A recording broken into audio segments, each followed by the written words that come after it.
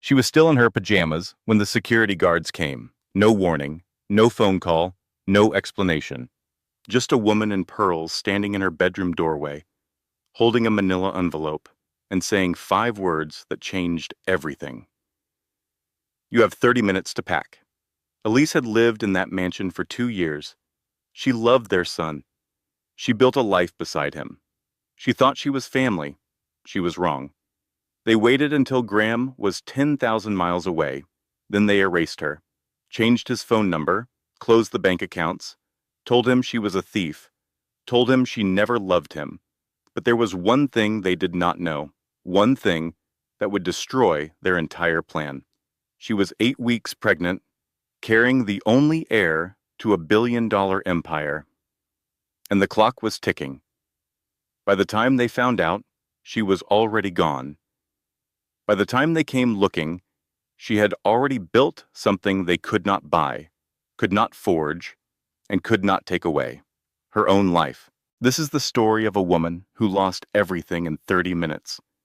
And what she built from nothing in the months that followed will leave you speechless. Lesson and value. This story is not just about betrayal. It is about the moment a woman stops waiting to be saved and starts saving herself. It is a reminder that your worth is not determined by the people who throw you away. It is determined by what you build after they do. No name, no fortune, no family can define you unless you let them. And sometimes, the door that slams behind you is the same door that sets you free. If this story moved you, if it reminded you of your own strength or the strength of a woman you know, leave a comment below. Tell me, what would you have done in Elise's place? Hit that like button if you believe every woman deserves to write her own story. Share this with someone who needs to hear it today. And if you are new here, subscribe and turn on the notification bell so you never miss a story. We post new ones every week, and trust me, the next one will keep you up past midnight. You have 30 minutes to pack what you can carry. After that, security will escort you off the property. Cordelia Aldridge stood in the doorway like she owned the air between them, which, in a way, she did. She owned the house. She owned the hallway. She owned the 2 men in dark suits standing behind her like shadows made of muscle and silence. Elise Hadley was still in her pajamas, the cotton ones with the tiny blue flowers. She had bought them at a Target 3 years ago, before she knew what it felt like to sleep on sheets that cost more than her rent. She blinked at Cordelia. Once, twice.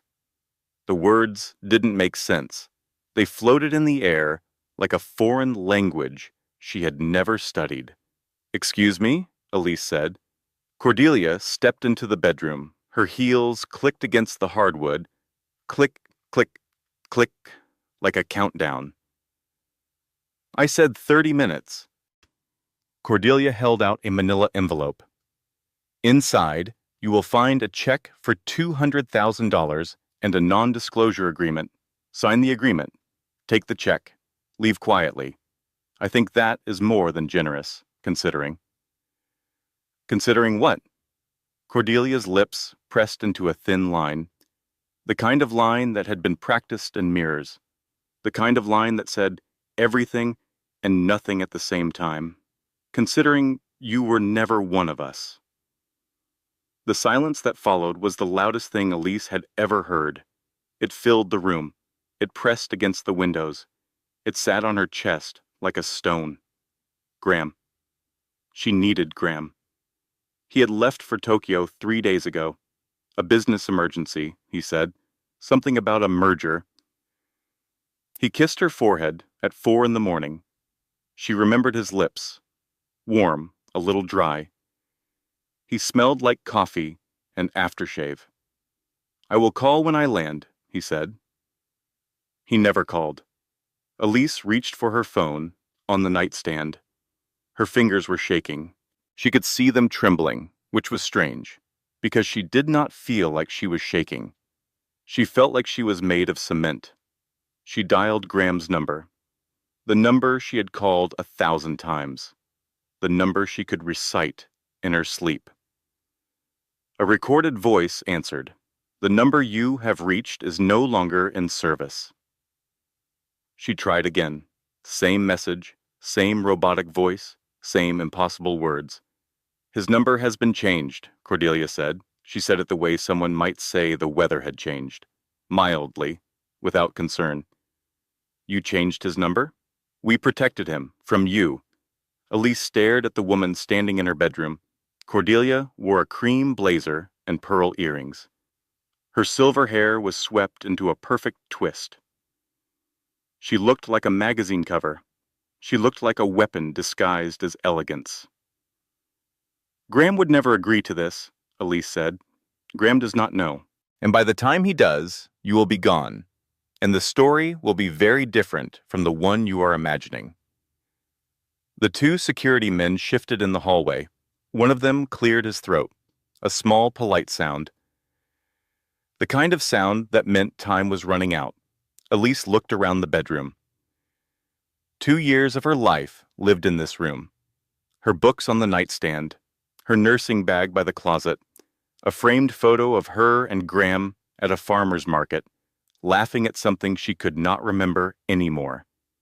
She opened the closet, pulled out her old suitcase, the one she had arrived with. It had a broken wheel and a stain from a spilled coffee on a Greyhound bus 7 years ago. She packed in silence. Cordelia watched from the doorway. She did not offer to help. She did not leave. She stood and watched like a warden counting inventory. 12 minutes. That is how long it took Elise to pack 2 years of her life. 12 minutes for the clothes, 2 minutes for the bathroom, 1 minute for the books. She left the jewelry. She left the designer bags Graham had bought her. She left the cashmere throw on the bed. She took the photo from the farmer's market. She took her mother's recipe cards from the kitchen drawer. She took the coffee mug that said, "World's okayest nurse," that her best friend Renata gave her as a joke 4 Christmases ago. "The check," Cordelia said, holding out the envelope again. "Keep it." "Excuse me?" "I said, keep it. I do not want your money." Something flickered across Cordelia's face. Surprise, maybe, or annoyance that the script was not going as planned. "You are making a mistake," Cordelia said. "Maybe, but it will be my mistake." The security men walked her to the front door, down the marble staircase, past the oil paintings and the fresh flowers, and the grandfather clock that chimed on the quarter hour. Through the foyer with its chandelier that cost more than most houses. The front door opened. The morning air hit her face. Cool, damp. It had rained overnight, and the gravel driveway smelled like wet earth and something ending. She walked to her car, the Honda Civic she had driven since nursing school. It looked small and out of place next to the stone columns and manicured hedges. She put the suitcase in the trunk, got in, started the engine, and then she looked up at the house. Spencer Aldridge was standing in the second-floor window, Graham's younger brother. He was 31 years old and had never worked at a day in his life that was not arranged by his mother. He had a glass of something dark in his hand, bourbon, probably. At 8 in the morning, he was smiling, not the polite smile of someone watching a guest leave, the satisfied smile of someone watching a plan come together. Elise felt something cold move through her chest. Not sadness, not yet. Something more primal. The animal recognition that she had been prey and the trap had been set long before she ever saw it. The iron gate opened automatically. Her car rolled through, and then the gate clanged shut behind her. The sound echoed down the empty road. Metal against metal. Final. Absolute. She drove for 11 minutes before she pulled over. A gas station parking lot. The kind with a flickering sign and a dumpster that smelled like old grease. She sat in the car, hands on the steering wheel, 10 and 2, like her mother taught her when she was 16. She checked her phone, unlocked it, stared at Graham's last text message, sent 3 days ago, 4:17 in the morning. Miss you already? Home Tuesday.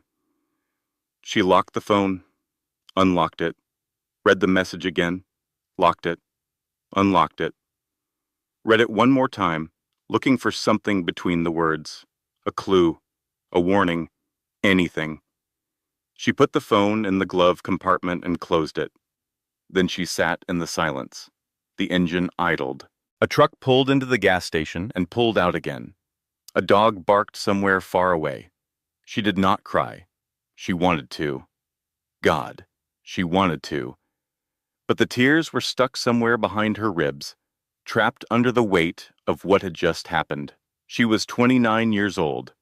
She had a suitcase with a broken wheel, a car with 147,000 miles on it, and nowhere to go. She put the car in drive. The drive to Renata's apartment took 3 hours and 12 minutes. Elise did not turn on the radio. She did not make any calls. She drove in silence, watching the highway lines blur beneath her tires, counting exits like a person counting down to something she could not name. Renata Chambers opened the door before Elise could knock. She must have heard the footsteps in the hallway, or maybe she had been watching from the window. Renata was like that. She noticed things other people missed. She looked at Elise, at the suitcase, at the pajamas she was still wearing, under her jacket. Renata did not ask what happened. She did not gasp or say, "Oh my God," or reach for her phone. She just stepped aside and held the door open. "Guest room is made up," Renata said. "Towels are on the bed. I am ordering Thai food in 20 minutes, and you are eating whether you want to or not." Elise nodded. She walked inside. She sat on the couch. Renata sat beside her.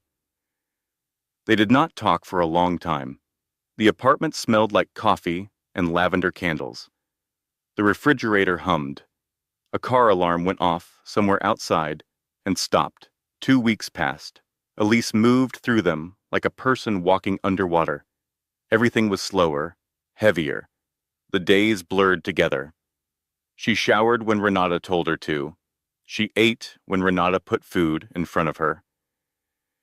She stared at the ceiling at 3 in the morning, mapping the cracks in the plaster like they were roads leading somewhere she could not reach. She tried to find work. She was a nurse practitioner with 8 years of experience, excellent references, and a spotless record. She sent out 14 applications in the first week. 3 callbacks, then nothing.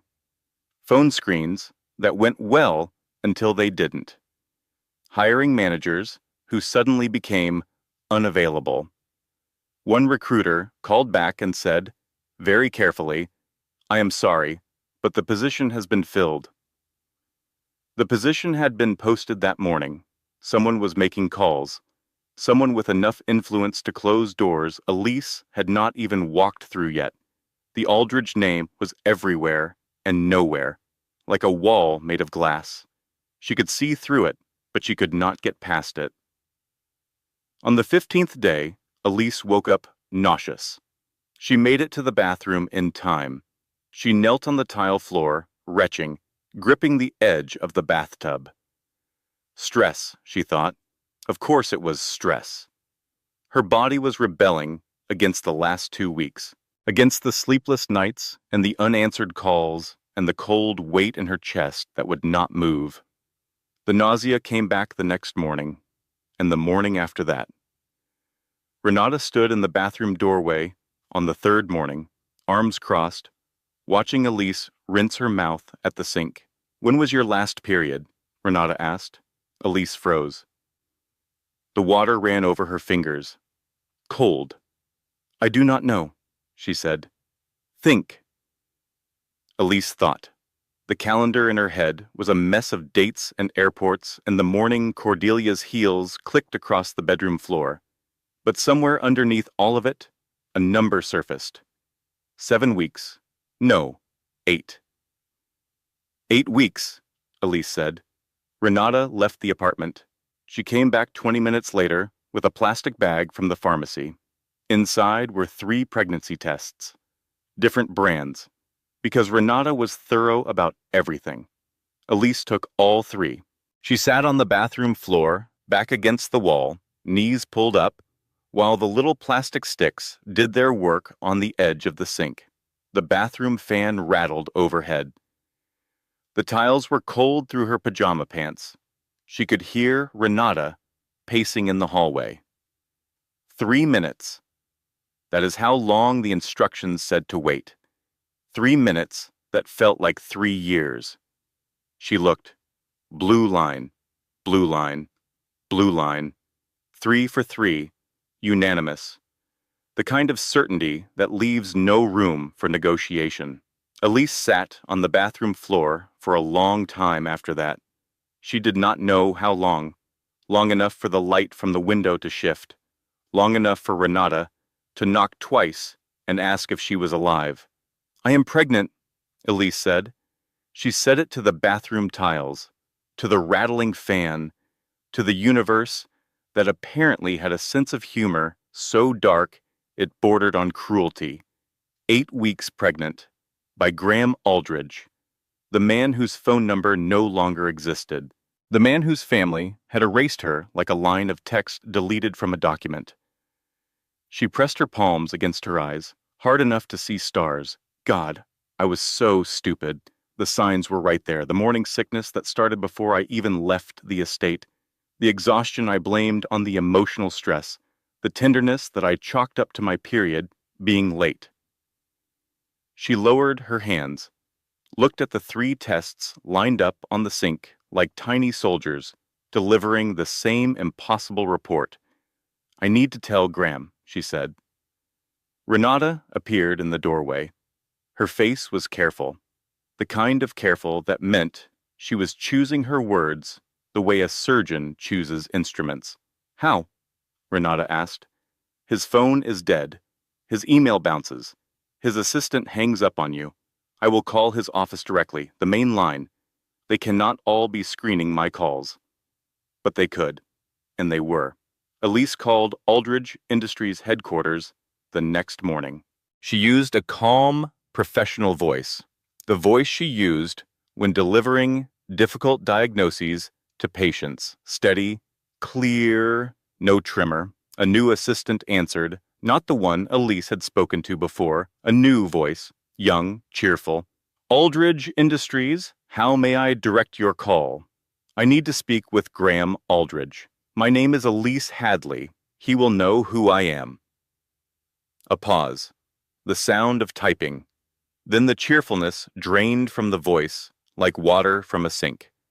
"I am sorry, but Mr. Aldridge has requested no contact from this number." Click. Elise stared at the phone. The screen went dark. Her face reflected back at her in the black glass. She barely recognized herself. The circles under her eyes, the hollow cheeks, the hair she had not brushed properly in days. She put the phone down, picked it up, put it down again. She opened her banking app. The joint account Graham had set up for household expenses. She did not want the money. She just wanted to see something with his name on it. Proof that they had been real. The account was closed. Balance 0. Transferred out. All of it. Gone. She scrolled through her contacts. She had phone numbers for Graham's driver, his personal trainer, his barber. She called them all. Every single one. Disconnected. Changed. No longer in service. It was not just a breakup. It was an erasure. Systematic. Thorough. Professional. Like someone had hired a team to delete her from Graham Aldridge's life, and the team was very, very good at their job. That night, Elise lay in the guest bed at Renata's apartment. The ceiling fan turned in slow circles. The shadows spun with it. She put her hand on her stomach, flat still, no sign of anything different. But she knew, I am going to be a mother in a city where I have no job, no insurance, no partner, no home, The father does not know I exist anymore. His family made sure of that. She closed her eyes. The phone buzzed on the nightstand. An unknown number. She almost did not answer. Almost let it go to voicemail, like all the other calls from bill collectors and recruiters who would never call back. But something made her swipe. A woman's voice, soft, careful, almost whispering. You should know what they are telling him about you. Elise sat up in bed, the sheets twisted around her legs. Who is this? That does not matter right now. What matters is that Graham thinks you stole from his family. They showed him bank records, transfers from a household account to a personal one in your name, hundreds of thousands of dollars. Elise's heart was hammering. She could feel it in her throat, in her temples, in the hand pressed flat against her stomach. I never stole anything. I did not even use that account. Graham set it up, and I told him I did not want it. I know, the voice said. That is why I am calling. Then the line went dead. Elise sat in the dark for a long time, holding the phone against her chest. The screen glowed, then dimmed, then went black. Outside, a siren wailed and faded. The refrigerator hummed. Renata's cat jumped onto the bed, turned 3 circles, and settled against Elise's hip. She did not sleep that night. She lay in the dark, one hand on her stomach, staring at the ceiling, listening to the sound of her own breathing. In, out, counting the breaths like they were proof of something. I am not going to beg. I have never begged anyone for anything in my life, and I am not starting now. Not even for him. The coffee shop was called Morning Light. It sat on a corner 2 blocks from Renata's apartment, sandwiched between a dry cleaner and a nail salon. The kind of place with mismatched chairs and a chalkboard menu and baristas who remembered your name after 2 visits. Elise arrived first. She ordered decaf. The barista gave her a look. Decaf? She said. Rough night? Rough month. She sat at a table near the window and watched the street. Cars passing. A woman walking a dog that was too big for her. A man arguing into his phone, gesturing with his free hand like he was conducting an invisible orchestra. The door opened at 9:15. Vivian Holt walked in like she was entering a room she had already decided was beneath her, then caught herself and softened. She was wearing sunglasses indoors, which she took off and placed on the table. Her eyes were red. Elise had seen photos of Vivian. Graham's mother had hung them around the estate like breadcrumbs. Vivian at a charity gala. Vivian at a polo match. Vivian on a yacht that belonged to someone whose name was always in the financial section. She was the woman Cordelia had chosen, the replacement, the upgrade. Thank you for meeting me, Vivian said. She did not sit down right away. She stood by the chair, fingers gripping the back of it, like she was still deciding whether to stay. Sit down, Elise said. You called me, so talk. Vivian sat. She ordered a black coffee and did not touch it. I am not a good person, Vivian said. That was the first thing she said. Not hello, not I am sorry, just that flat, honest admission, delivered like a weather report. I am not a good person, Elise, but I am not this. Not what? Not whatever they are doing to you. Vivian talked for 45 minutes. She talked the way people talk when they have been carrying something heavy for too long and their arms are giving out. She had been at the Aldridge estate 3 days after Elise was removed. Cordelia had invited her for dinner. A celebration, Cordelia called it. A new chapter. Vivian was supposed to be the opening sentence. After dinner, Vivian had gone to the library to find a book. The door to Barrett's study was open. She heard voices. Cordelia and Spencer. Rehearsing. Not a conversation. A rehearsal. Going over the story they would tell Graham when he returned from Tokyo. Practicing the words, adjusting the tone, making it believable. Spencer had printed bank statements, Vivian said. They looked real, professional, transfers from a household account into a personal one under your name. Dates going back 18 months. It looked like you had been skimming money the entire time you lived there. Elise felt the coffee mug in her hands, the heat moving through the ceramic. She held it tighter. I never opened a personal account connected to the household funds. I did not want access to their money. I told Graham that from the beginning. I know, because the routing numbers on the statements. I work in finance, Elise. I deal with bank documents every day. The routing numbers on those statements belong to a subsidiary account, the kind that requires corporate authorization to open. You could not have opened it. Only someone with Aldridge Industries access could. Spencer. Spencer. The word sat between them on the table, a small word for such a large betrayal. Vivian told her the rest. Graham had been called on a secure line by his mother 2 days after arriving in Tokyo. She told him Elise had been caught, that the evidence was clear, that Elise had taken the money and left voluntarily, signing a non-disclosure agreement and accepting a settlement. Graham had asked to speak with Elise. Cordelia told him Elise refused, that she had said, and Vivian quoted this exactly, "Tell him I got what I came for." Elise closed her eyes. The coffee shop sounds faded. The hissing espresso machine, the murmur of other conversations, the scrape of a chair on the tile floor. She was back in the emergency room 3 years ago, a Tuesday night shift. A car accident had come in, a man with blood on his forehead and glass in his hair. He was conscious, but disoriented. She cleaned the wound, checked his pupils, asked him the standard questions. "What is your name? Graham? Graham, do you know where you are?" "Hospital, obviously." He tried to smile, winced. "Sorry, bad habit. I make jokes when I'm scared. That is actually a very common coping mechanism.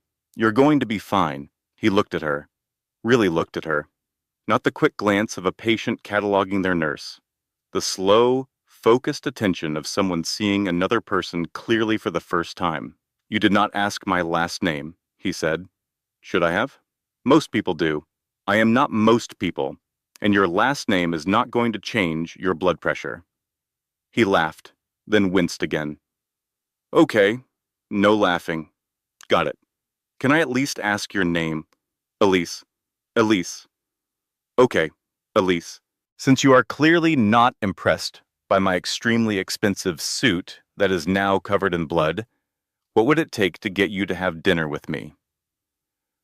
"Graham, you have a mild concussion and 7 stitches in your forehead. Let us start with discharge paperwork." "Is that a no?" "That is a not right now." He came back the next week, to the emergency room, with a box of donuts for the nursing staff and a single daisy in a paper cup for Elise. "I do not have a concussion this time," he said.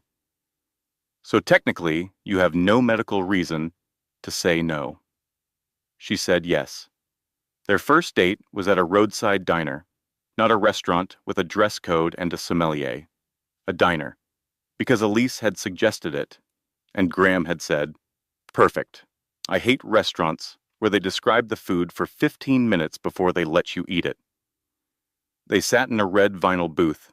He ordered a cheeseburger and ate it with his hands. He had a spot of ketchup on his chin for 20 minutes, and she did not tell him because it made her happy in a way she could not explain. He told her about growing up in the Aldridge house, the pressure, the expectations, the feeling of being a chess piece on someone else's board.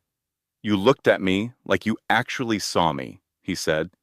"In the emergency room, you treated me like a person, not a name, not a bank account, just a person with blood on his face who needed help." Those memories played now in the coffee shop, like a movie on a screen she could not turn off, each one beautiful, each one poisoned. Was any of it real? If his family could erase her this easily, did he ever truly stand apart from them? Or was he always an Aldridge first and a man second? Vivian was watching her, waiting. "Why are you telling me this?" Elise asked. "Because Cordelia wants me to marry Graham. She has been positioning me for months. And I thought I wanted it. I thought, why not? He is handsome. He is rich. It is a good life." Vivian paused. She finally picked up her coffee, took a sip, made a face like it was cold. "But I overheard them rehearsing lies about a woman whose only crime was loving their son. And I realized that if they could do it to you, they could do it to me. The day I become inconvenient, I become you." Elise nodded, not in agreement, in recognition. The recognition of two women standing on different sides of the same trap, looking at it from different angles. "What do you want from me?" Elise asked. "Nothing. I just thought you should know. What you do with it is your business." Vivian put her sunglasses back on, left a 20 on the table, walked out. Elise sat alone. The coffee was cold. The barista was wiping down the counter. The afternoon light came through the window in long golden bars. She looked out at the street. A couple was arguing in the parking lot across the road. The woman was crying. The man kept checking his phone, not even looking at her, typing something. The woman wiped her eyes with the back of her hand and kept talking. The man kept typing. Elise watched for a moment too long, recognized something in the woman's posture, the particular slump of someone trying to have a conversation with a person who has already left. She looked away, picked up her mug, drank the cold coffee because wasting it felt wrong. That night, she went to a laundromat. 2 in the morning. The fluorescent lights buzzed overhead. The washing machines churned. She sat in a plastic chair and watched her clothes spin in the dryer, round and round and round. The heat, the hum, the smell of cheap detergent and fabric softener. A magazine on the chair next to her, 6 months old, with a cover story about organizing your closet for spring. She placed her hand on her stomach, still flat, still impossible to believe, but real as the heat from the dryer, as real as the hum of the machine, as real as the tiny cluster of cells that was, at this very moment, becoming a person, her person. Elise did not sleep anymore. Not really. She drifted in and out of a shallow rest that never quite became sleep and never quite stayed awake. She lived in the gray space between, where thoughts circled like birds that could not land. But her mind was sharp, sharper than it had been in weeks. The fog of heartbreak was lifting, not because the pain was less, but because something harder and more useful was growing underneath it. Anger. Not the hot, screaming kind. Not the kind that throws things and slams doors. The cold kind. The kind that sits in your chest like a stone and says, "Figure this out, then act." She started with the bank statements, not the fabricated ones, her own. She kept meticulous records, always had, her mother's training. Margot Tierney balanced her diner's books by hand every night for 30 years. She taught Elise that numbers do not lie, but people do, and the numbers will always catch them. Elise printed every bank statement from the last 2 years, every transaction, every deposit, every withdrawal. She spread them across Renata's dining table like a paper map of her financial life. Then she pulled up the fabricated statements Vivian had described, the ones Spencer had created. Vivian had sent her photos, taken quickly on her phone, blurry but readable. Elise compared them, side by side, line by line. The fabricated statements showed transfers from the Aldridge household account to a personal account in Elise's name, amounts ranging from $5,000 to $30,000. 18 months of supposed theft, but the dates were wrong. 3 of the transfers were dated on days when the household account had been frozen for routine auditing. Elise knew this because she had been asked to sign a temporary access waiver by the family accountant. She still had the waiver, and the routing numbers. Vivian was right. They belonged to a corporate subsidiary account, the kind that required Aldridge Industries authorization, the kind Elise could not have opened if she tried. She traced the routing numbers through public filings. It took her 6 hours and 4 cups of decaf coffee, but she found it. The account was registered under a holding company called Pemberton Lane Capital, a subsidiary of Aldridge Industries, and the authorized signatory on the account was Spencer Barrett Aldridge. Elise sat back in her chair. The dining table was covered in paper. Renata's cat was sitting on a stack of bank statements, licking its paw. She had the evidence. Spencer had created a fake account in her name, funneled money through it, and presented the fabricated trail to Graham as proof of theft. It was not just a lie. It was a construction, built with patience and precision and the particular arrogance of someone who believed they would never be caught. But why? That was the question that nagged at her. Spencer was already rich. He lived in the Aldridge estate. He drove cars that cost more than houses. He had never wanted for anything in his life. The answer came 2 days later. Renata's cousin worked in estate law. Over dinner, Elise mentioned the Aldridge family in passing, and the cousin's fork stopped halfway to her mouth. The Aldridge succession clause, the cousin said. Everyone in estate law knows about it. It is textbook. What clause? The grandfather's will. Rutherford Aldridge. He was old money, old school. He left controlling interest in Aldridge Industries to the eldest son, Graham, but with a condition. Graham must produce a legitimate heir by his 35th birthday. If he does not, the controlling shares split equally between both brothers. Elise felt the room tilt, not physically, emotionally, like a camera shifting focus. And suddenly, the background became the subject. When does Graham turn 35? Elise asked. I do not know the exact date, but if the clause is activated, Spencer goes from a salaried family member to an equal partner in a company worth billions. Elise put down her fork. The food on her plate looked different now. Everything looked different. Spencer did not push her out because he disliked her. He did not create the fabricated bank records because he wanted to protect his brother. He did it because Elise was in the way. As long as she was with Graham, there was a chance Graham would have a child before 35, and that child would lock Spencer out of the inheritance forever. She was not just heartbroken. She was not just slandered. She was a target, and the baby inside her was the biggest threat to Spencer's plan. The realization hit her like cold water. If they find out I am pregnant, the baby becomes evidence, and evidence can be destroyed. She looked across the table at Renata, then at Renata's cousin, who was already moving on to another topic. I cannot tell anyone. Not yet. Not until I am safe, she told 2 people, Renata and her mother, Margot. She called Margot on a Tuesday evening. The diner would be closing. Margot would be wiping down the counter, the way she did every night, moving the cloth in the same slow circles she had been making since Elise was a child sitting on the stool by the register, doing homework.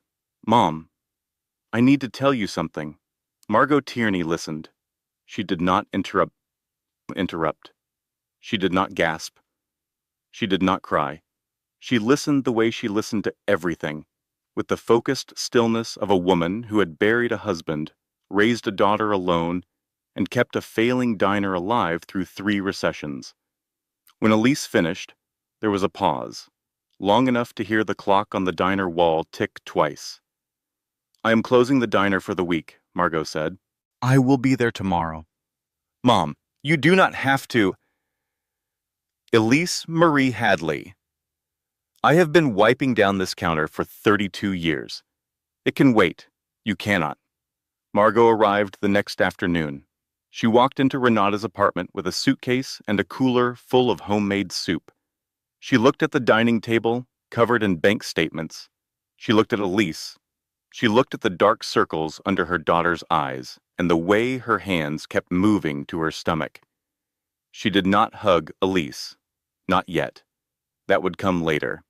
Instead, she sat down at the table, opened her purse, and pulled out a pair of reading glasses, the same drugstore pair she had worn for 8 years. One arm held together with a piece of clear tape. She put them on, picked up the first bank statement, read it, picked up the next one, read that too. She did this for 40 minutes. Elise and Renata sat on the couch, watching. The apartment was silent except for the rustle of paper and the occasional creak of Margot's chair. Then Margot looked up, took off her glasses, folded them carefully. "These people are sloppy," she said. "Rich people always are. They think money covers mistakes. It doesn't. It just makes the mistakes bigger." She picked up a pen, started circling discrepancies, the wrong dates, the impossible routing numbers, the transfers that did not match the audit schedule.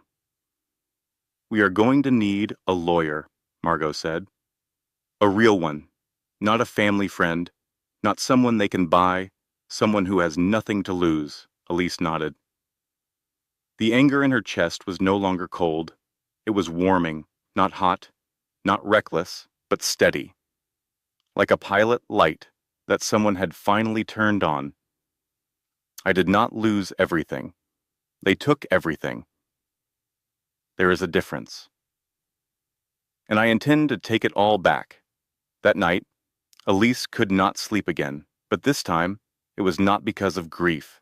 It was because her mind was working, planning, building something. She lay in bed, hand on her stomach, and for the first time since the morning Cordelia's heels clicked across the bedroom floor, she felt something other than pain. She felt dangerous. 10,000 miles away, in a hotel room on the 47th floor of a tower in Shinjuku, Graham Aldridge was drinking scotch at 2 in the afternoon and staring at the Tokyo skyline without seeing it. Elise did not know this. She would not know it for weeks. But Vivian told her eventually, in pieces, the way you describe a car accident. Not all at once, a detail here, a detail there, each one worse than the last. Graham had believed his family. That was the wound. Not that they lied, but that he believed them. Immediately, completely, without question. His mother called on a secure line 3 days after he landed in Tokyo. Her voice was careful, practiced, the same voice she used when she told him his childhood dog had been put down while he was at boarding school. "Darling, I need to tell you something difficult." She told him Elise had been stealing, that the evidence was incontrovertible, that when confronted, Elise had accepted a settlement and signed a non-disclosure agreement and left, voluntarily, without a fight. She said, and I am quoting her directly, "Tell him I got what I came for." Graham asked to speak with Elise. Cordelia said Elise refused, that she had already changed her number and moved out, that she wanted no contact, and Graham believed it. Because why would his mother lie? She was cold, yes, controlling, yes, but she had never outright fabricated a story, never constructed an elaborate fraud. He could imagine her pushing Elise away. He could imagine cruelty, but not this, not a production. So he grieved. The way men grieve when they have been taught that grief is a private weakness. He drank. He missed meetings. He stood in the hotel shower with the water running hot until it turned cold and stood there longer. His assistant found him asleep in the conference room twice. His business partners exchanged concerned looks. A merger worth $300 million moved forward without his attention, because lawyers and accountants did the actual work and just needed his signature. He signed everything they put in front of him. He did not read any of it. At night, he lay in the hotel bed and thought about Elise, the way she pronounced supposedly with too many syllables when she was tired, the way she organized the refrigerator by color without realizing she was doing it, the night they danced in the kitchen to a song neither of them could remember the name of, and she stepped on his foot and laughed so hard she snorted, and the snort made her laugh harder, and they ended up on the floor, helpless. Those memories were ruined now. Rewritten. The woman in them was not who he thought she was. At least, that was what he believed. Elise learned all of this through Vivian, who learned it through Spencer, who bragged about it in the casual, offhand way that Spencer bragged about everything. At a family dinner, over wine, like it was a story about a stock trade that had gone well. "Graham is a wreck," Spencer told their mother. "He is not eating. He is barely sleeping. It is almost sad." "He will recover," Cordelia said. "Men always do, especially when they have the right woman beside them." She looked at Vivian. Vivian smiled. Later in the bathroom, she threw up. Elise knew she had to reach Graham, not through the channels his family controlled, not through the phone numbers they had changed, not through the assistants they had replaced. She wrote a letter, by hand, 8 pages, on lined notebook paper, the kind she used to take notes in nursing school. Her handwriting was small and careful. She told him everything: the pregnancy, the fabricated bank records, Spencer's inheritance motive, the routing numbers that traced to a corporate subsidiary, the access waivers that proved the transfers were impossible on the dates listed. She did not beg. She did not plead. She wrote facts, clear, documented, verifiable facts. And then at the end, she wrote one personal thing: "I never wanted your money. I never wanted your name. I wanted the man who showed up at my emergency room with glass in his hair and made jokes because he was scared. If that man is still in there, he will know this letter is telling the truth." She mailed it to his hotel in Tokyo. She had the address from a trip they planned together 6 months ago. A trip they never took because Barrett had a health scare and Graham flew home instead. The letter arrived at the hotel 4 days later. A man at the front desk accepted it. He looked at the name on the envelope. Then he looked at his phone, where a text from a number with a New York area code offered him $5,000 for any correspondence addressed to Graham Aldridge from an Elise Hadley. He made a call. 40 minutes later, a courier picked up the letter. It was delivered not to Graham's room, but to an office in Manhattan. Spencer's office. Spencer read the letter, all 8 pages. He read it sitting at his desk, with a glass of bourbon and a view of Central Park. Then he read the part about the pregnancy. He set down the glass, picked up his phone, called Cordelia. "We have a problem." Elise did not know the letter had been intercepted. She waited. 1 day, 2, 5, a week. She checked the mail. She checked her phone. She checked the email account she had set up specifically for Graham to find. Nothing. He is not coming. He read the letter. He knows the truth, and he chose them anyway. That was the thought that nearly broke her, not the eviction, not the fabricated charges, not the pregnancy she was navigating alone, the thought that Graham had the truth in his hands and chose to put it down. She did not know he never held it. She did not know it was sitting in Spencer's desk drawer, tucked between a quarterly earnings report and a restaurant receipt. She did not know. And not knowing was the cruelest part. 2 weeks after mailing the letter, Elise's name appeared on social media. A blind item on a gossip account. Which Aldridge heir's ex-girlfriend was caught skimming from the family fortune. Sources say she walked away with a 6-figure payout and an NDA. Guess loyalty has a price tag. Renata found it first. She turned her phone toward Elise without saying anything. Elise read it, read the comments. Women she had never met calling her names she would not repeat, strangers dissecting her character based on 3 sentences of fiction. Her professional reputation, already damaged by the mysterious job rejections, crumbled further. A hospital where she had interviewed the previous week sent a retraction email. After further review, we have decided to move forward with other candidates. Renata's sister mentioned Elise's situation at a charity event. Not maliciously, just in passing. The kind of casual mention that travels at the speed of gossip, which is faster than light and twice as destructive. Within 48 hours, the whispers had a name. Elise Hadley, the Aldridge gold digger. Elise sat at Renata's kitchen table, reading the comments on her phone, and felt something she had not felt before. Not sadness, not anger, exhaustion. The bone-deep kind.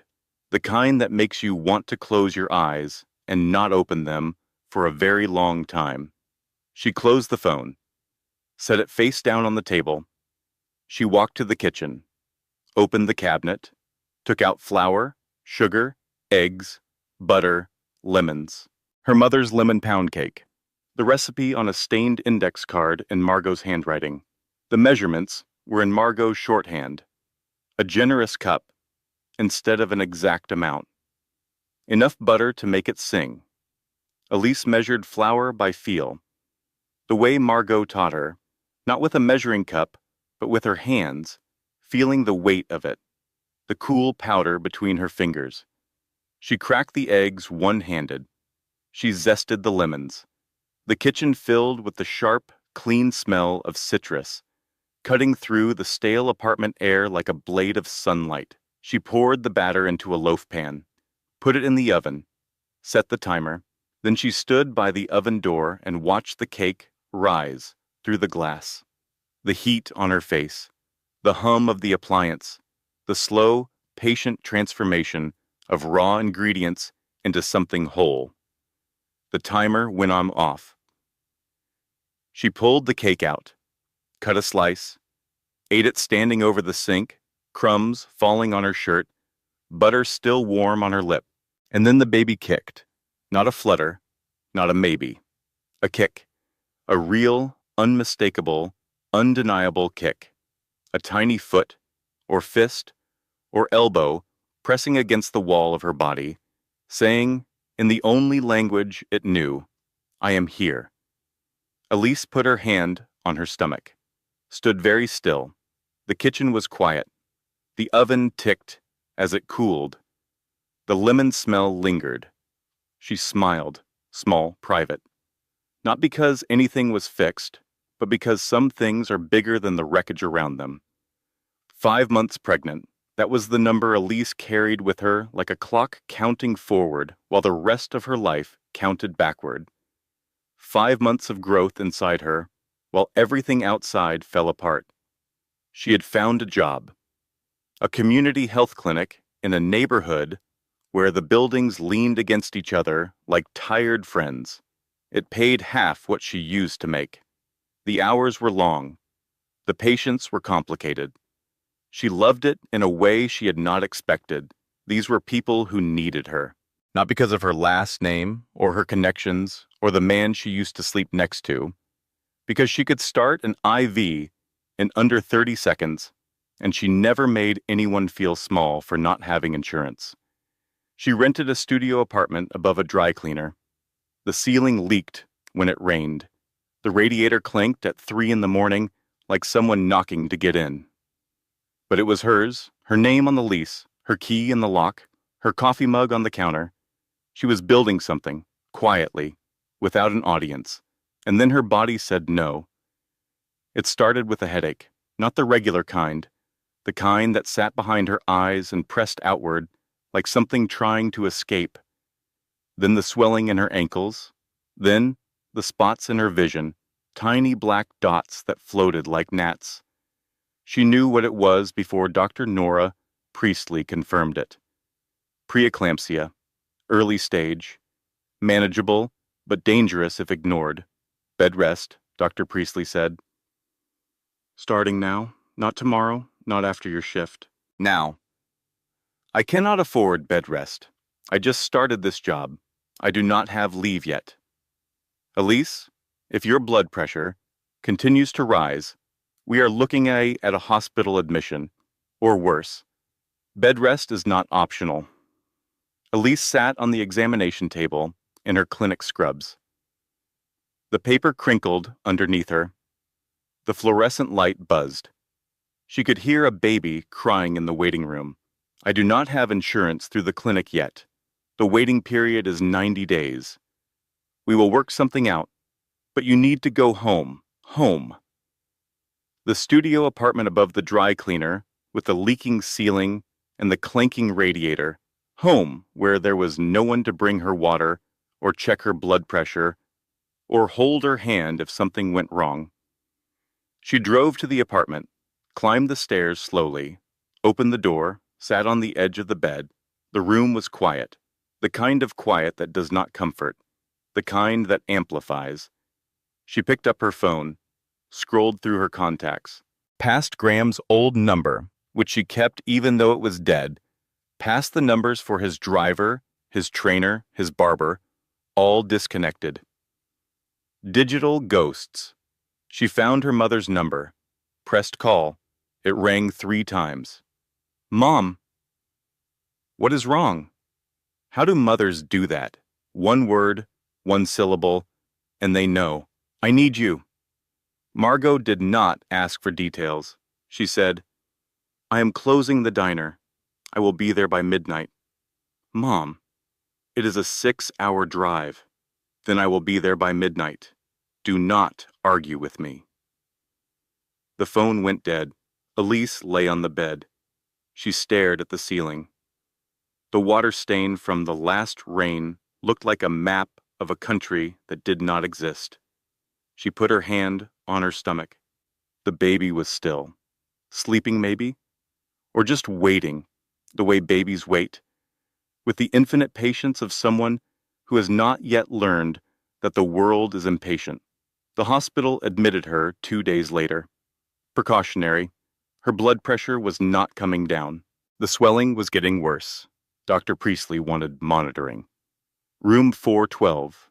A single room because the maternity ward was half empty on a Wednesday. The bed had rails. The monitor beeped. The blood pressure cuff inflated and deflated every 15 minutes, like the room itself was breathing. A nurse came in to check her vitals. Young, friendly. She looked at the chart. Is there a father we should contact? Elise stared at the intake form. The blank line next to father's name. The cursor of the pen hovered over it. She wrote, unknown. The nurse glanced at it, did not comment, moved on to blood pressure. Elise lay in the hospital bed that night, alone, and scrolled through her phone. Not Graham's old messages. She had deleted those weeks ago. She was looking at apartments, cheaper ones, studios she could afford on reduced hours. 1-bedrooms in neighborhoods she had never heard of. She zoomed in on the photos. Tiny kitchens, narrow hallways. Rooms where the walls were so close you could touch both sides with your arms outstretched.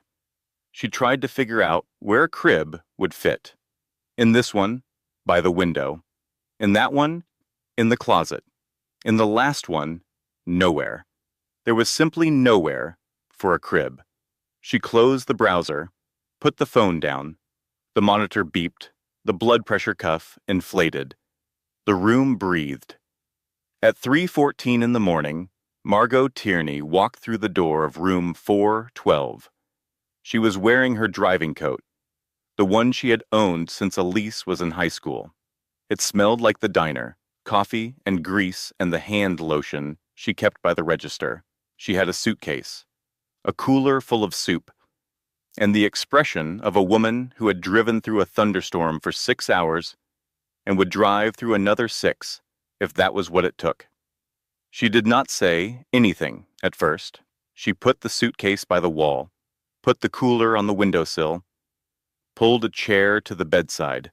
Then she took Elise's hand, held it, not tightly, not loosely, the exact right pressure. Elise cried. Finally, the tears she had been holding since the morning the iron gate clanged shut. They came out ugly and loud and messy. She cried with her mouth open and her nose running and her shoulders shaking. She cried like a child who has been pretending to be brave for too long. Margot did not shush her, did not say it would be okay, did not offer solutions or platitudes or silver linings. She held her daughter's hand and let her cry. Because sometimes that is all a mother can do, and sometimes it is enough. When Elise stopped crying, Margot handed her a tissue and said, "Now, tell me about Spencer's bank account." Even in room 412, with the monitors beeping and the blood pressure cuff breathing, Margot Tierney was not a woman who wasted time. Outside the hospital, the night was dark and wet. Rain streaked the window. The parking lot lights made halos in the glass. I am going to be a mother. That is bigger than any name, any fortune, any man who let his family throw me away. This baby does not know about bank records, or inheritance clauses, or iron gates. This baby only knows my heartbeat. And my heartbeat is strong. Elise squeezed her mother's hand. Spencer hired a private investigator, she said. Margot's jaw tightened. How do you know? Vivian called this morning. She overheard Spencer on the phone. He has my medical records. He knows about the preeclampsia, and he knows the baby is a boy. Margot was quiet for a long time. The clock on the wall ticked. The monitor beeped. Then she said, "Good." "Good?" Hewitt is getting nervous. Nervous people make mistakes, and he has already made plenty. 7 months pregnant. The apartment above the dry cleaner smelled like lavender and paint. Elise stood in what would be the baby's corner. Not a room, a corner.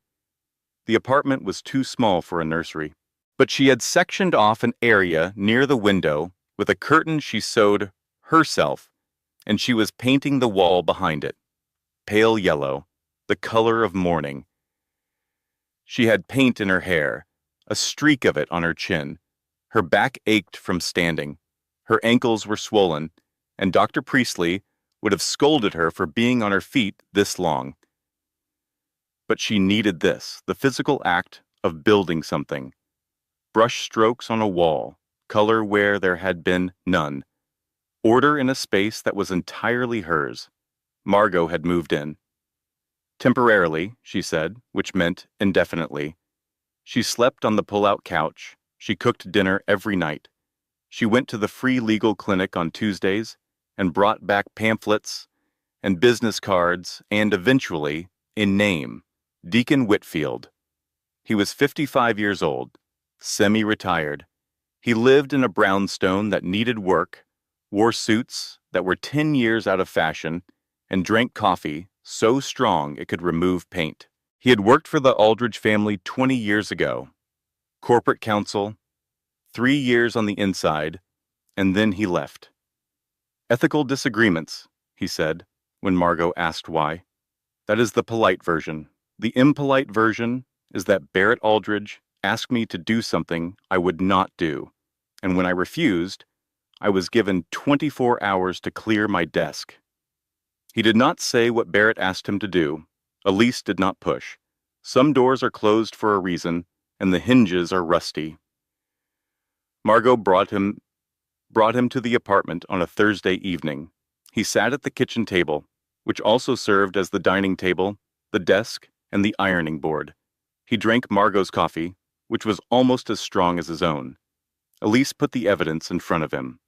The real bank statements, the fabricated ones, the routing numbers, the corporate filings, the access waivers. Deacon read everything, slowly, methodically. He turned each page with the care of a man reading something sacred or explosive. In this case, both. When he finished, He took off his glasses, rubbed the bridge of his nose, looked at Elise. "This is not just family drama," he said. "This is fraud. Wire fraud. If these bank transfers were fabricated and used to defame you, and if those fabricated records were transmitted electronically, that is a federal offense. We are not talking about a civil suit. We are talking about criminal exposure." Elise felt the words land, heavy, real. "What do we do?" she asked. "First, we preserve everything. If Spencer gets wind that you have this evidence, he will destroy it. I will file a preservation order. That means all Aldridge family communications related to you become legally protected. No deletion. No alteration." "Will that tip them off?" "Yes, but it also means they cannot hide." Elise nodded. She looked at Margot, who was standing by the stove, arms crossed, wearing an expression that could best be described as satisfied fury. The days that followed were quiet ones, the kind of quiet that comes before something big. Elise worked reduced hours at the clinic. She cooked dinner, she read baby books, she started a small savings account and deposited $27. It was not much. It was hers. She went to the grocery store on a Tuesday afternoon. The aisles were nearly empty. She moved slowly, one hand on the cart, one hand on her belly. The baby was active that day, kicking, stretching, making his presence known. At the checkout, a woman was in front of her, young, tired, a toddler in the cart, and a pile of diapers on the belt. The woman swiped her card. Declined. She swiped it again. Declined. She looked at the cashier. The cashier looked back with the practiced neutrality of someone who sees this 10 times a day. The woman put back the bottle of wine, kept the diapers. Elise added a bottle of wine to her own cart, paid for her groceries and the wine. In the parking lot, she found the woman loading the toddler into a car seat. "Here," Elise said, holding out the bottle. The woman looked at her, at the wine, at Elise's pregnant belly. "You cannot even drink that," the woman said. "I know, that is why you should have it." The woman took the bottle. Their eyes met for a moment, no names exchanged, no stories told, just one moment of recognition between two women holding their lives together with both hands. Elise drove home. The car smelled like the lavender air freshener Renata had hung from the mirror. The radio played a song she did not recognize. She hummed along anyway. That evening, Deacon called. His voice had a different quality, sharper, more alert. "I made a call to a contact inside Aldridge Industries, someone I trust, someone who owes me a favor from 20 years ago, and Graham is coming back to the States next week. He has been told about the gossip articles, the social media posts, the gold digger narrative, and he is furious." Elise's hand tightened on the phone. "Furious at who?" "At you. Spencer's story is holding. Graham believes every word." She closed her eyes, leaned against the kitchen counter. The baby kicked, hard, like a protest. "There is something else." "Bibish, Deacon said. "Vivian called me directly this morning. Spencer proposed to her last night." "What?" "He said it would solidify the family image. Cordelia's idea. A united front. 2 Aldridge brothers, both settled, both respectable. It buries the scandal." "What did Vivian say?" "She said yes, and then she went to the bathroom and threw up." A long pause. The clock on the wall ticked. The radiator clanked.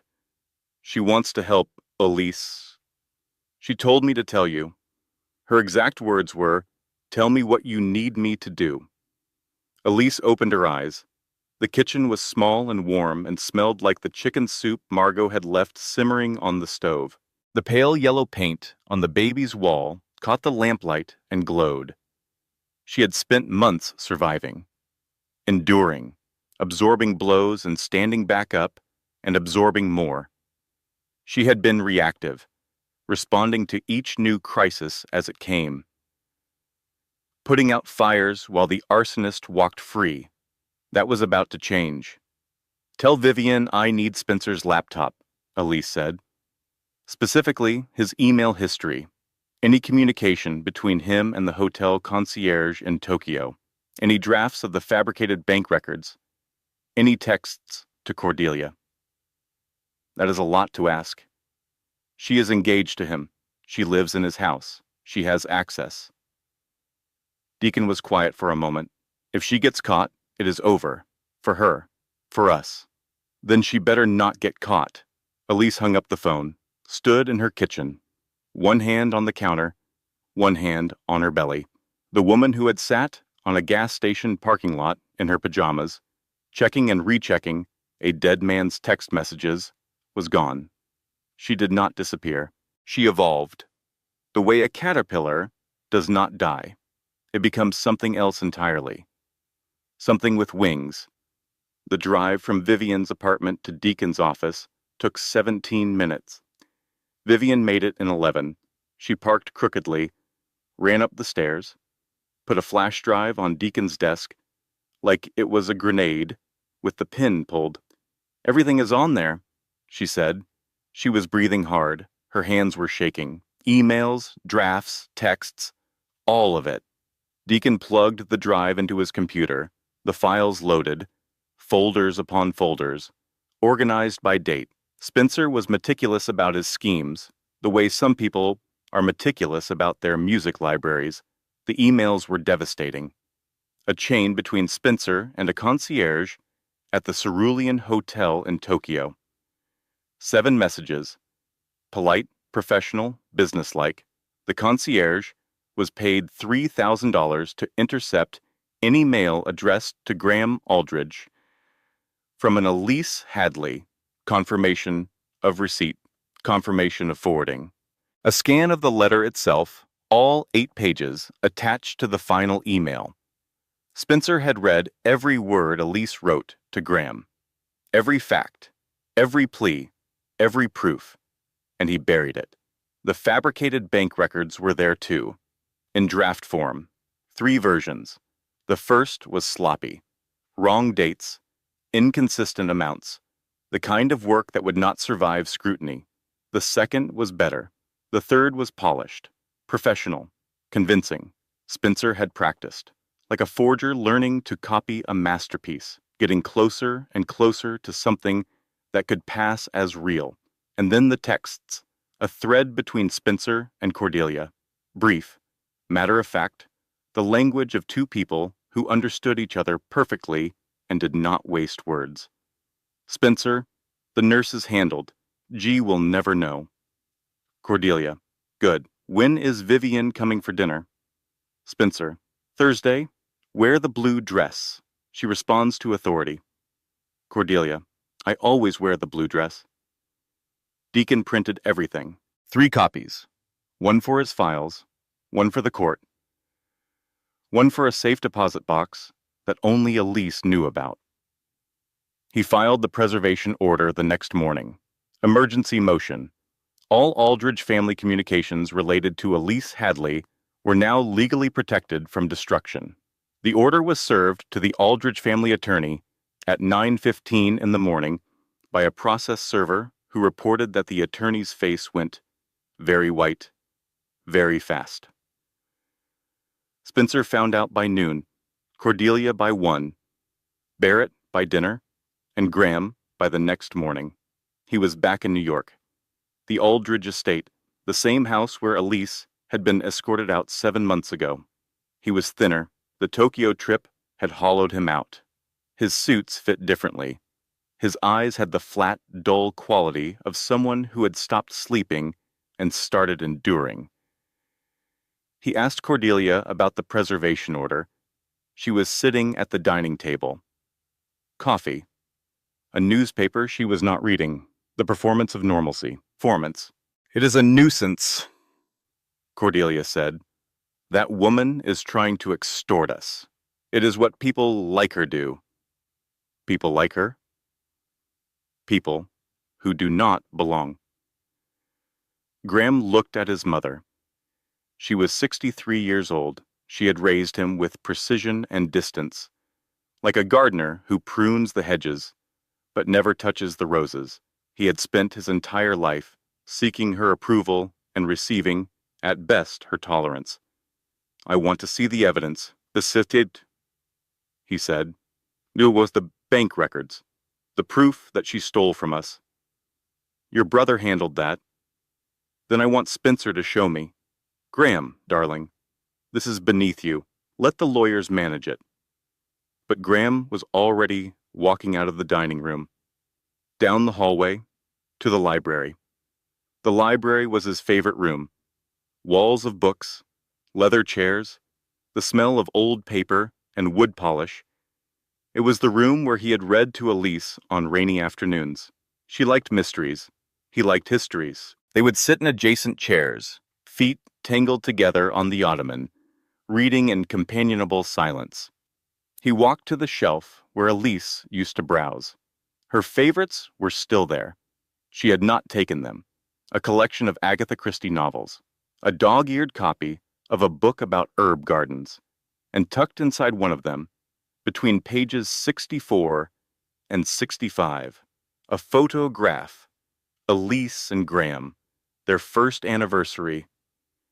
They were at the farmer's market. She was holding an absurdly large sunflower. He was laughing at something she said. The photo was taken by a stranger they asked to hold the camera. On the back, in her handwriting, small and careful, "Thank you for seeing me." He stared at the photograph for a long time. The light in the library shifted. Afternoon became evening. The shadows grew longer. He remembered. That was their thing. The thing she said in the emergency room. The first thing that made him fall in love. "You looked at me like you actually saw me." Graham turned the photograph over, looked at her face, looked at his own face, the happiness in it, the particular kind of happiness that comes from being known by another person.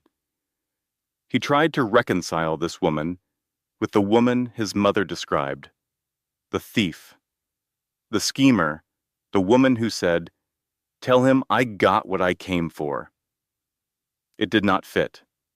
The pieces did not match, like a puzzle with a piece from a different box forced into the wrong spot. He called the old phone number, the one he used to call 10 times a day, disconnected. He called the apartment they had looked at, together, before she moved into the estate. A new tenant. Never heard the name. Every road back to her had been demolished, not by accident, by design, with the thoroughness of a demolition crew following orders.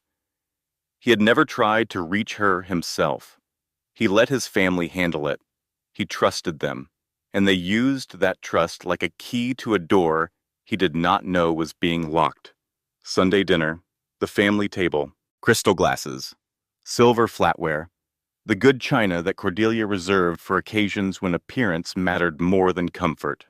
Barrett at the head, Cordelia to his right, Spencer across from Graham. The table could seat 14. 4 people made it feel emptier. Graham set his phone on the table. Screen up. On it, the photograph from the library, Elise and the sunflower, his own laughing face, the handwriting on the back. He did not yell. He did not slam his fist on the table. He spoke quietly, the quiet that comes before storms. "Where is she?" Spencer looked at the phone. His fork paused midway to his mouth. Then he resumed eating. "Who?" "You know who." Cordelia set down her napkin. "Graham, this is not the time." "Where is Elise? What did you do? And do not lie to me, because I have spent 7 months believing every word you told me, and the woman in that photograph is not a thief." Silence. The kind that fills a room like water. Spencer took a sip of wine. Barrett stared at his plate. Cordelia adjusted her pearls. Then Barrett spoke. Barrett Aldridge, who had not offered a meaningful opinion on anything in 20 years.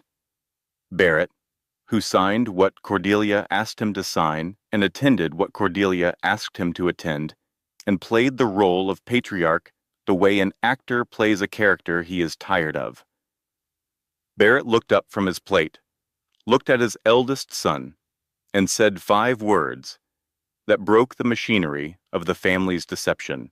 Tell him, Cordelia, or I will. Cordelia turned to her husband. Her face did something Elise would never see but would have recognized. The surface cracked, just for a second, like a porcelain mask hit by a pebble. Barrett. No, not this time. I let you handle the dog. I let you handle the schools. I let you handle everything because it was easier than arguing with you. But this? Our son is destroying himself over a lie we told him, and there is a child. The word landed on the table like a stone in still water. What child? Graham said. The silence stretched. The clock ticked, ticked, ticked. She was sitting on the floor of the baby's corner when the knock came, 8 months pregnant. The pale yellow wall behind her. A second-hand rocking chair she found at a thrift store, reupholstered with fabric from a shop on 9th Street. A mobile of paper stars that were not a maid, hanging from a hook in the ceiling, turning slowly in the draft from the window. The knock was not loud, not aggressive. 3 knocks, evenly spaced. The way you knock when you are not sure you have the right door. Margot answered. She opened the door 6 inches and looked through the gap like a sentry. Graham Aldridge stood in the hallway. He was wearing a coat that cost more than the apartment. His hair was different, shorter, his eyes were red. He looked like a man who had not slept in days and had recently learned that the last 7 months of his life had been built on sand. Margot did not move aside. You do not get to walk in here like you are saving someone, she said. She saved herself. Graham opened his mouth, closed it. He did not argue. He did not push past her. He stood in the hallway and accepted the assessment of a woman he had never met, who was blocking a door with the authority of a castle wall. I know, he said. I know I am too late. I know I should have looked harder, called harder, tried harder. I know all of that, and I know that knowing it does not fix anything. Then why are you here? Because she deserves the truth from me. Not from a lawyer, not from a court document. From me. Margot studied him. She had the eyes of a woman who had spent 30 years reading people across a diner counter.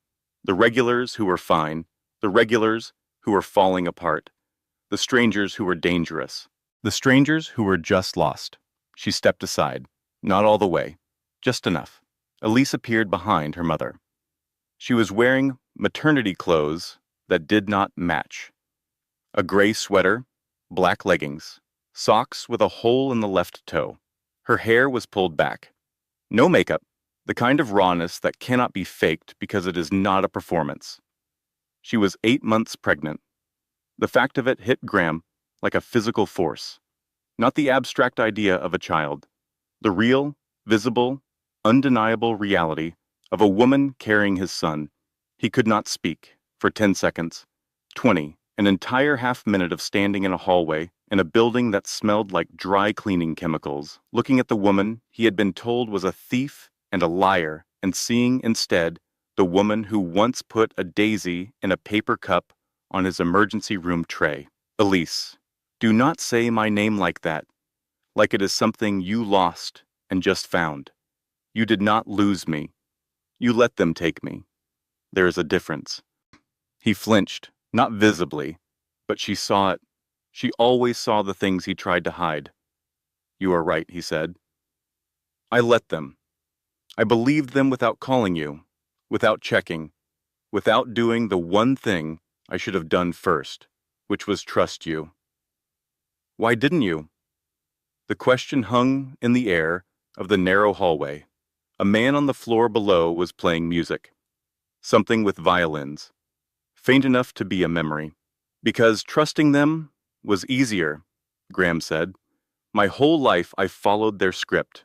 When they said jump, I asked how high. When they said someone was dangerous, I believed it.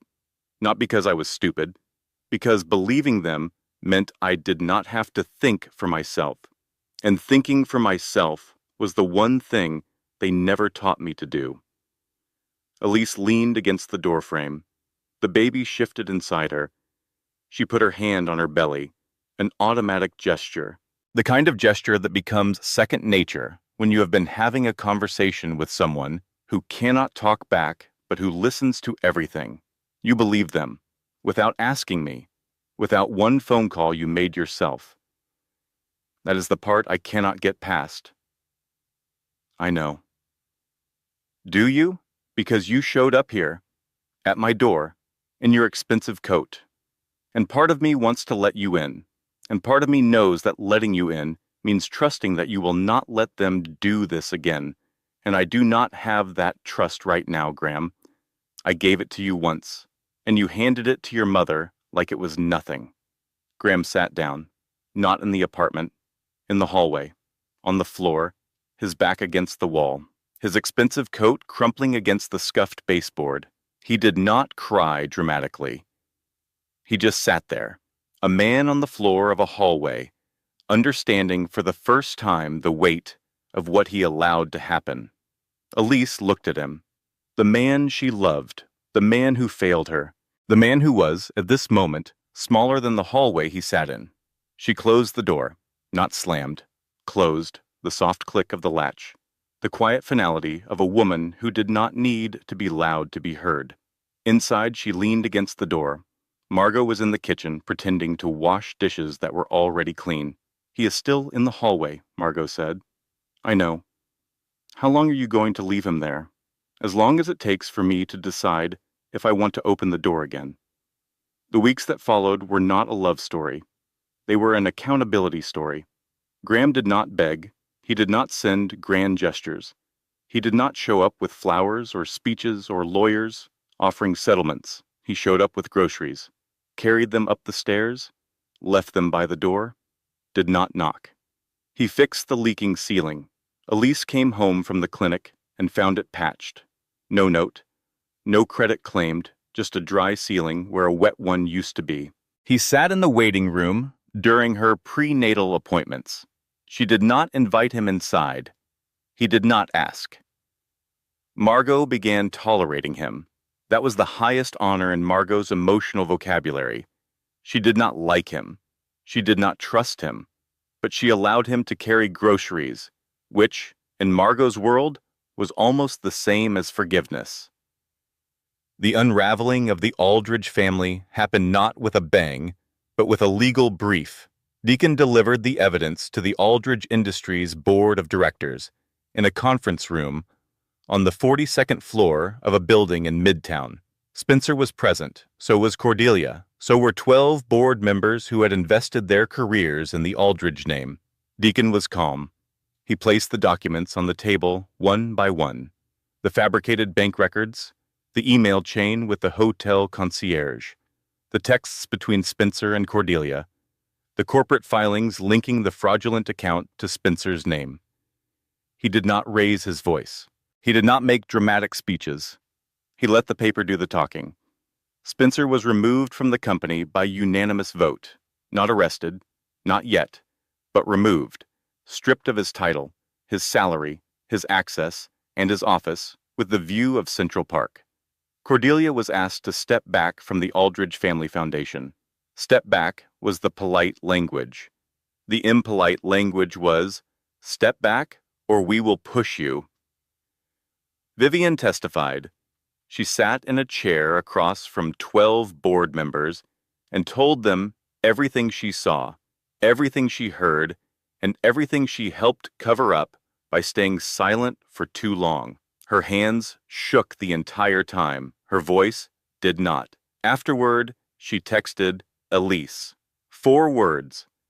I do not know if we are friends, but thank you for not hating me. Elise texted back. 3 words. You showed up. That night, Elise sat on her apartment balcony. It was small, barely fit a chair. She could see the parking lot of a grocery store, and beyond it, a strip of sky where the sun was setting, orange and pink and the deep bruised purple that comes just before dark. She drank decaf coffee from her world's okayest nurse mug. Her hand rested on her belly. The baby moved, a slow roll, like a wave passing through her. She sat there for a long time, not thinking about Graham, not thinking about Cordelia or Spencer or the board of directors or the legal proceedings that were just beginning, thinking about nothing, which after 7 months of thinking about everything felt like the most luxurious thing in the world. The parking lot lights came on, fluorescent, humming. A man loaded groceries into his truck. A woman walked to her car, talking on the phone, laughing at something. Elise smiled, not because everything was fixed. Everything was not fixed. Everything was, in fact, a glorious mess. But she was still here, on a balcony, with coffee, and a baby who would arrive in 4 weeks, whether the world was ready or not. She used to think strength meant enduring, staying, absorbing the blows, and smiling through them. Now she understood. Strength was building something from the wreckage that was entirely her own, something no one could sign away or lock her out of. The baby came on to the Tuesday, because of course he did. Elise had always loved Tuesdays. Graham had left for Tokyo on a Tuesday. She had been expelled from the estate on a Wednesday. But the baby chose Tuesday, and she decided to let him reclaim the day. Labor was 18 hours. Not dramatic, not cinematic, long and hard and unglamorous and exactly as painful as every woman who has ever done it knows it to be. Margot held one hand. Renata held the other. They took shifts.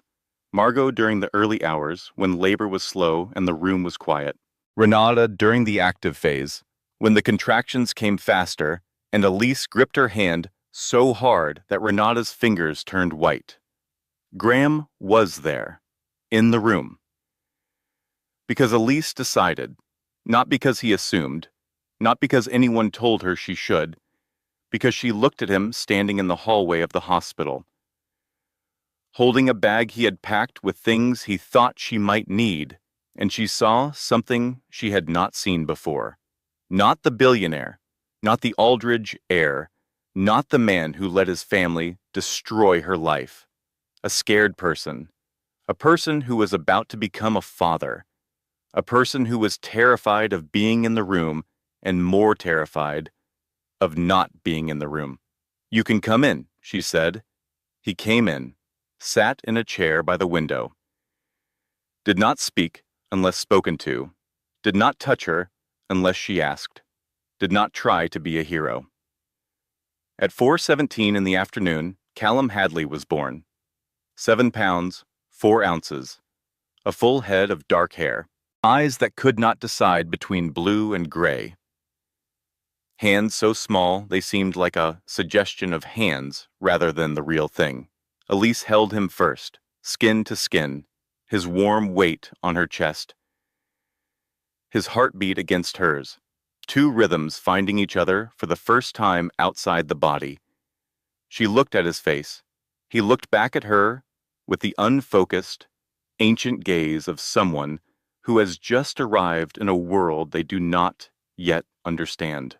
"Hi," she whispered. "I am your mom. I have been waiting for you." She named him Callum. Callum Hadley, not Aldridge. Hadley. Margot held him second. She sat in the rocking chair by the bed, the baby in her arms, and she sang a song that Elise recognized. A lullaby. One Margot used to sing when Elise was small and afraid of thunderstorms. Something about a river and a boat and stars that watched over sleeping children. Margot's voice was not beautiful. It was rough and low and slightly off-key. It was the most perfect sound in the room. Graham held him third.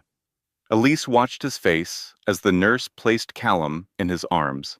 She watched the change happen, the dissolving, the complete, absolute, cellular reorganization of a person's priorities in the span of 3 seconds. He did not speak. He looked at his son. His son looked back at him with the same unfocused, ancient gaze. And Graham cried, not loudly, not dramatically.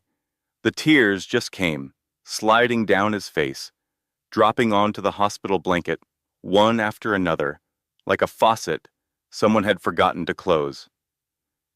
"He has your chin," Graham said. "He has his own chin. Yeah, he does." Barrett Aldridge came to the hospital the next day, alone.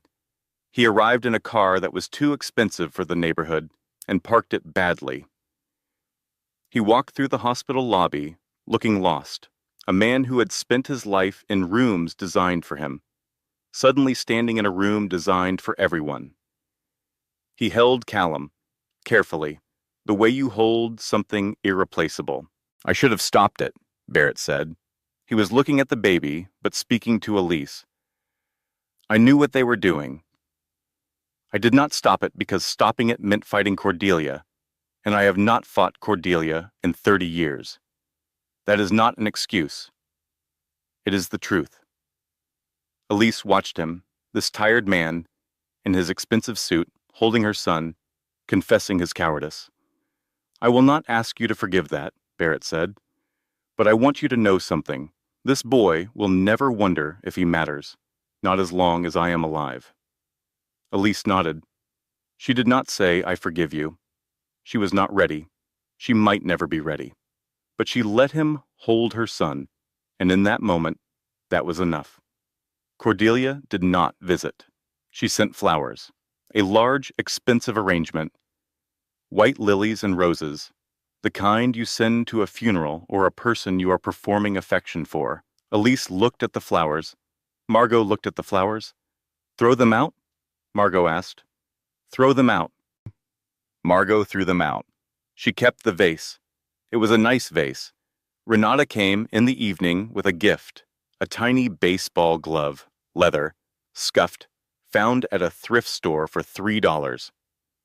"For the kid," Renata said. "He is going to need it when I teach him to throw.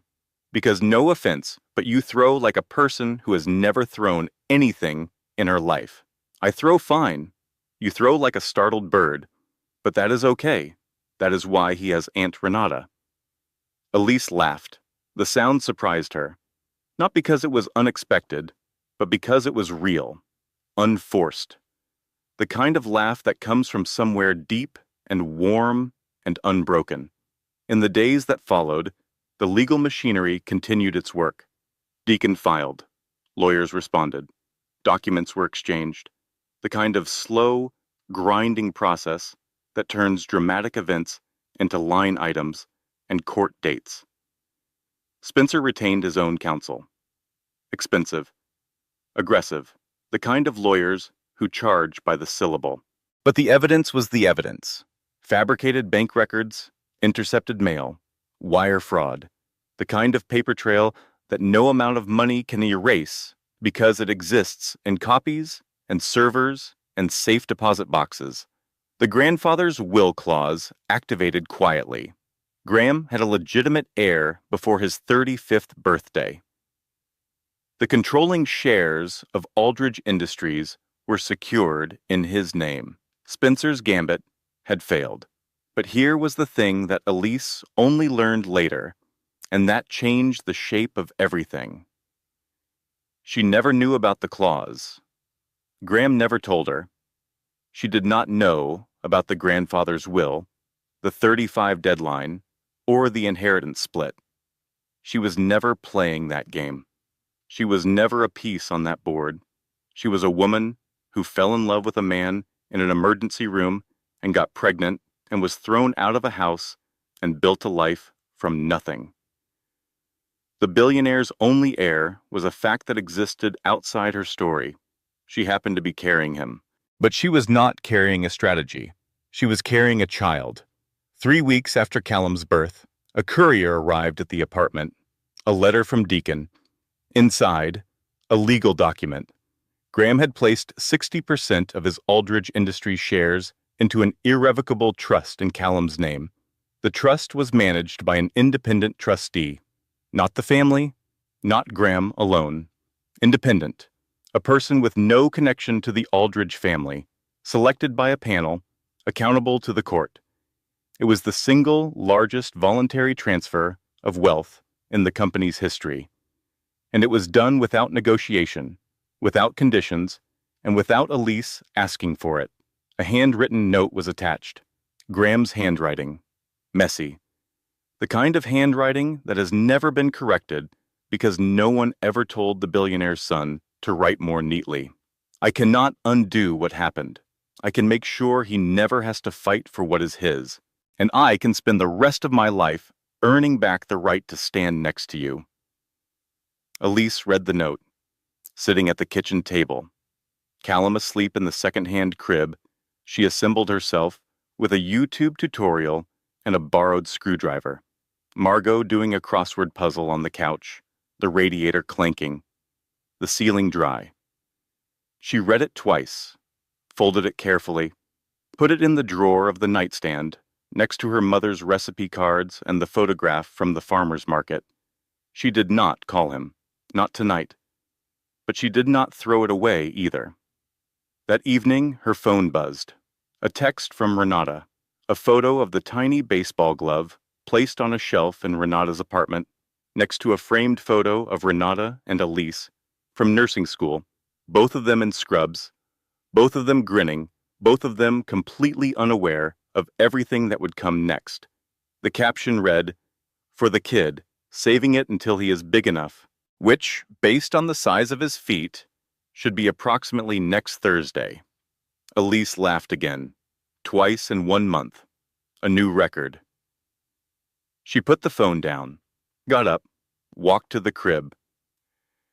Callum was sleeping, his hands curled into fists, his mouth making the small, reflexive movements of a baby dreaming about something only babies understand. She looked at him for a long time, the way you look at something you built, not bought, not inherited, not given, built. With your own hands and your own pain and your own stubborn, unbreakable refusal to disappear. The morning light came through the kitchen window, the same pale gold as the nursery wall. It fell across the crib, across the sleeping baby, across the hands of the woman standing guard. Elise lifted him gently, pressed her lips to his forehead, felt the warmth of him, the weight of him, the impossible, ordinary miracle of him. She whispered the only words that mattered. "You are so loved, and you always will be." Outside, the city woke up. Cars and buses and people walking to jobs and schools and lives they were building one day at a time. The dry cleaner downstairs turned on its machines. The hum rose through the floor like a heartbeat. Elise stood in her kitchen, holding her son, and let the morning find her, not rescued, not avenged, not restored to a mansion or a fortune or a life that was never truly hers. Just standing in a small apartment in a big city, with a baby who did not know about inheritance clauses, or iron gates or the sound a phone makes when the number you are calling no longer exists. A baby who knew only one thing, the sound of his mother's heartbeat, strong, steady, unbroken. And that was enough. Closing statement. This content was carefully researched, developed, and manually edited by our team to deliver meaningful stories with real emotional value and life lessons to our audience. Every character, every scene, and every turning point was crafted with purpose because we believe storytelling is not just entertainment. It is how we understand each other. Thank you for listening until the very end.